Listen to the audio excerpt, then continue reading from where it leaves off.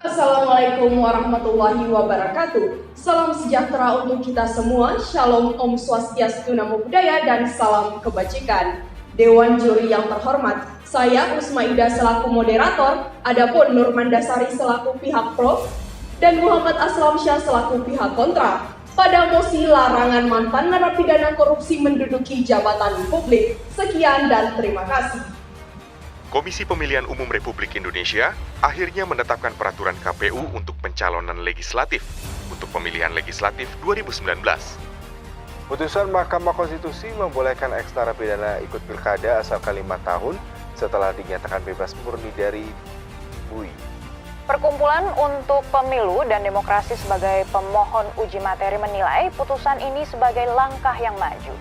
Bagaimana tanggapan dan langkah yang akan ditempuh KPU atas putusan MA yang membatalkan PKPU nomor 20 tahun 2018 tentang larangan mantan napi korupsi maju sebagai caleg? Komisi Pemilihan Umum Pusat akhirnya merevisi peraturan KPU yang melarang majunya mantan napi korupsi dalam pemilihan legislatif. Komisi Pemilihan Umum Republik Indonesia akhirnya menetapkan peraturan KPU untuk pencalonan legislatif untuk pemilihan legislatif 2019. Apa yang adil dan baik adalah hukumnya hukum. Assalamualaikum warahmatullahi wabarakatuh. Salam sejahtera untuk kita semua. Shalom, Om Swastiastu, Namo Buddhaya, dan salam kebajikan.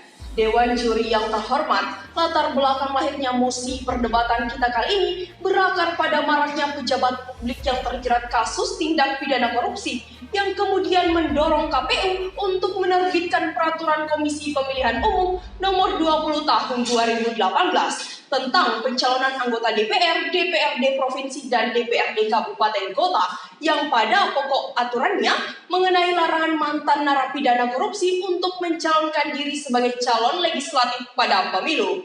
Aturan larangan ini menuai perhatian semua kalangan, baik praktisi, akademisi, maupun masyarakat. Tidak sedikit dari media dan diskusi publik yang membahas mengenai aturan larangan karena dianggap sebagai suatu aturan yang membangkang terhadap aturan di atasnya dan berujung kepada penggugatan di Mahkamah Agung. Vijay Stone memaparkan bahwa salah satu dari unsur negara hukum formal yaitu pengakuan dan perlindungan terhadap hak asasi manusia.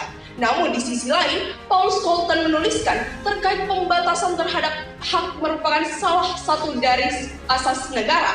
Berdasarkan latar belakang yang telah saya paparkan, maka status quo mosi perdebatan kita kali ini yakni urgensi larangan mantan narapidana korupsi menduduki jabatan publik. Lantas, bagaimanakah pihak pro dan kontra dalam menyikapi quo terkait? Silahkan simak perdebatan berikut ini. Sekian dan terima kasih. Lex non humanum hygienis ex societata. Hukum tidak memanusiakan manusia yang tidak manusiawi. Assalamualaikum warahmatullahi wabarakatuh. Salam sejahtera bagi kita semua. Shalom, Om Swastiastu, Taci Namo Buddhaya, dan salam kebajikan. Dewan juri yang terhormat, gagasan yang digunakan oleh KPU larangan mantan narapidana korupsi untuk ikut berpartisipasi sebagai peserta pemilu legislatif, di mana gagasan tersebut rencananya akan dituangkan dalam rancangan peraturan Komisi Pemilihan Umum atau PKPU yang melarang mantan terpidana korupsi untuk ikut serta dalam pemilu legislatif. Jika ditelaah lebih, hal tersebut dapat diartikan sebagai upaya KPU untuk ikut serta ambil bagian dalam usaha pemberantasan korupsi. Dengan adanya gagasan tersebut dan terimplementasi menjadi norma hukum positif, tentunya ke depan akan menjadi salah satu alat untuk memotong mata rantai korupsi. Sebab sebagian besar pelaku korupsi di Indonesia berasal dari mereka yang memiliki kekuasaan atau power, atau setidaknya berada dalam lingkungan kekuasaan yang secara sadar terus-menerus membangun dinasti politik dengan kecenderungan menghalalkan berbagai cara untuk mempertahankan status quo. Hal ini sejalan dengan apa yang pernah dipikirkan oleh Montesquieu, yaitu the spirit of law. Dewan juri yang terhormat, atas dasar penghormatan terhadap hak asasi manusia, beberapa elit di negeri ini secara terang-terangan menolak berbagai bentuk kebijakan pemerintah untuk mendiskreditkan pelaku korupsi dari pentas kepemimpinan nasional maupun lokal. Misalnya saja, adanya gagasan yang dimunculkan oleh KPU Republik Indonesia mengenai larangan mantan narapidana korupsi untuk menduduki jabatan publik atau ikut serta dalam pemilu legislatif. Padahal dalam pemenuhannya terdapat konsep pembatasan hak asasi manusia, salah satunya pembatasan hak politik warga negara.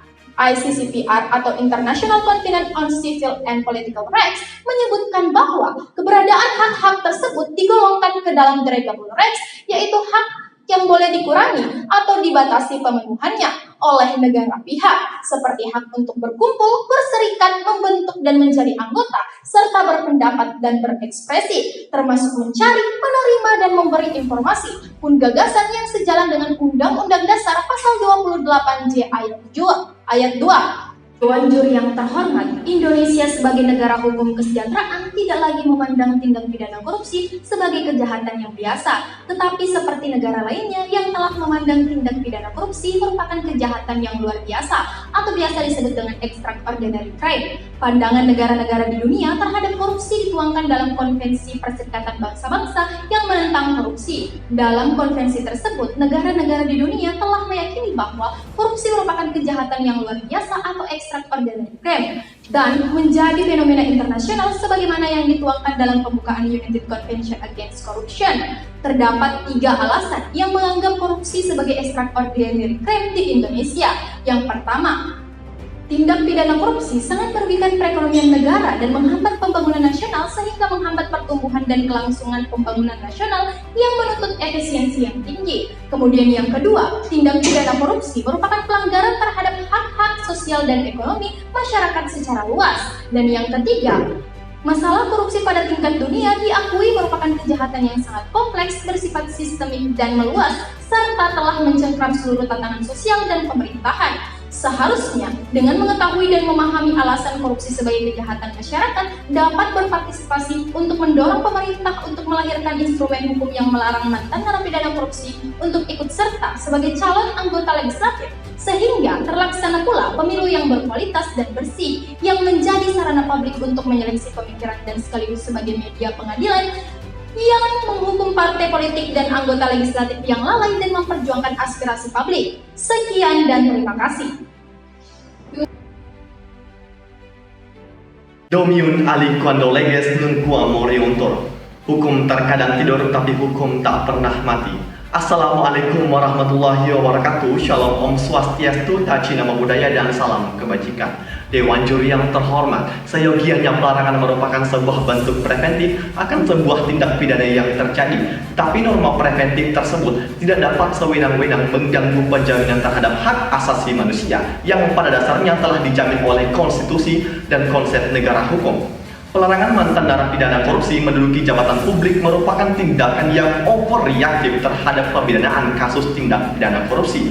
Kendatipun tindak pidana korupsi merupakan yang dikategorikan sebagai kejahatan extraordinary crime, namun apabila hal tersebut mengganggu kestabilan dalam penjaminan hak asasi manusia yang berdasarkan skala prioritas, maka hak asasi manusialah yang perlu didahulukan, sebab hak asasi manusia merupakan hak dasar yang dimiliki oleh setiap individu yang tidak dapat direbut apalagi dikurangi.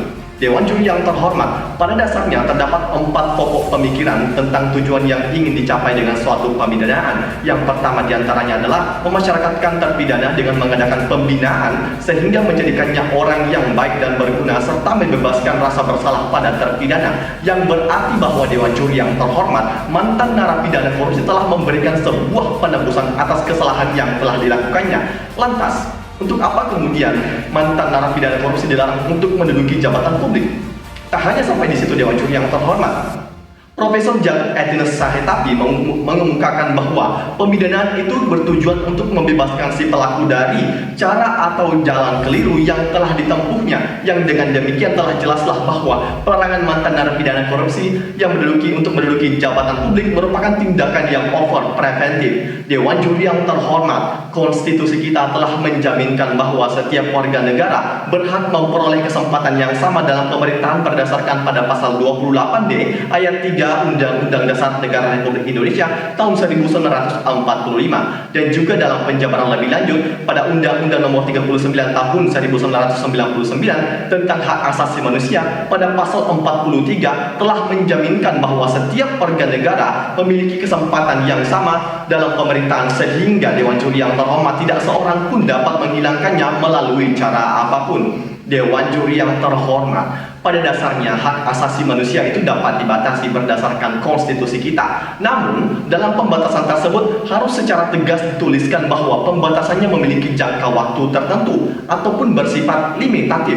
yang apabila tidak secara jelas memberikan limitasi atau pembatasan dari aku akan berimplikasi kepada pelanggaran hak asasi manusia oleh negara secara yuridis sistematis.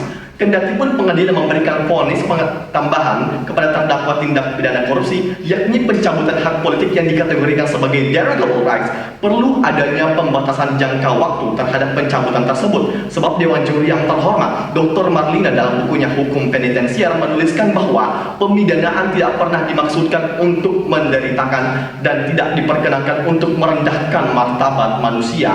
Dewan Juri yang terhormat, dalam putusan Mahkamah Konstitusi nomor 56/PUU-17/2019 terhadap gugatan yang dilayangkan oleh Indonesian Corruption Watch dengan perludem terhadap Undang-Undang Nomor 10 Tahun 2016 tentang pemilihan gubernur, bupati, dan wali kota memberikan penegasan bahwa mantan narapidana dapat mencalonkan diri dalam jabatan publik. Dalam hal ini adalah kepala daerah. Dalam putusannya, Mahkamah Konstitusi memberikan ruang korektif bagi mantan narapidana untuk mengevaluasi diri pada ajang pemilihan kepala daerah. Mahkamah Konstitusi Dewan Juri yang terhormat juga mengisyaratkan bahwa mantan narapidana korupsi harus menunggu selama 5 tahun untuk mencalonkan diri sebagai kepala daerah yang terhitung semenjak hukumannya telah selesai.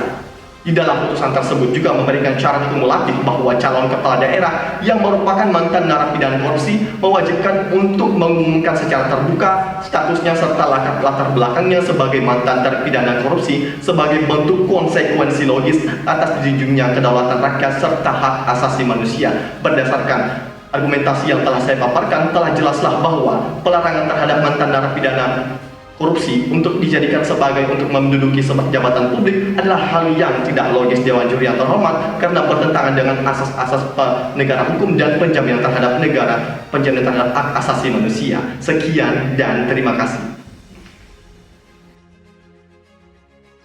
Dewan Juri yang terhormat, berdasarkan perdebatan yang telah kita saksikan bersama, maka ditarik kesimpulan bahwa pihak pro mendukung larangan mantan narapidana korupsi menduduki jabatan publik dengan alasan yang pertama, adanya konsep pembatasan hak asasi manusia dalam hal ini, hak politik warga negara dalam larangan mantan narapidana korupsi menduduki jabatan publik. Yang kedua, larangan mantan narapidana korupsi menduduki jabatan publik merupakan langkah yang solutif karena korupsi termasuk kejahatan luar biasa atau extraordinary crime. Pihak pro pun mengusulkan adanya revisi Undang-Undang Pemilu dan Undang-Undang Pemilihan Gubernur, Bupati, dan Wali Kota untuk melarang adanya mantan narapidana korupsi menduduki jabatan publik. Sedangkan pihak kontra tidak menyetujui larangan mantan narapidana korupsi menduduki jabatan publik dengan alasan yang pertama, pemidanaan merupakan mekanisme untuk membebaskan pelaku dari rasa bersalah sehingga larangan lebih lanjut merupakan tindakan over preventif. Dalam hal ini larangan mantan narapidana korupsi menduduki jabatan publik. Dan yang kedua, pembatasan terhadap hak asasi manusia dapat dilakukan, namun harus secara tegas menuliskan jangka waktu atas pembatasan tersebut. Oleh karena itu, pihak kontra tetap mendukung jalannya putusan Mahkamah Konstitusi nomor 56/PUU-17/2019 yang membatasi mantan narapidana korupsi untuk maju dalam pilkada selama 5 tahun dan merevisi Undang-Undang Pemilu sesuai dengan arahan Mahkamah Konstitusi pada putusan terkait. Dewan Juri yang terhormat, selama tidak ada keterbukaan maka tidak akan ada keadilan. Keterbukaan adalah roh keadilan, keterbukaan adalah alat serta penjaga utama dari ketidakjujuran. Jeremy Bentham. Sekian dan terima kasih. Salam Konstitusi.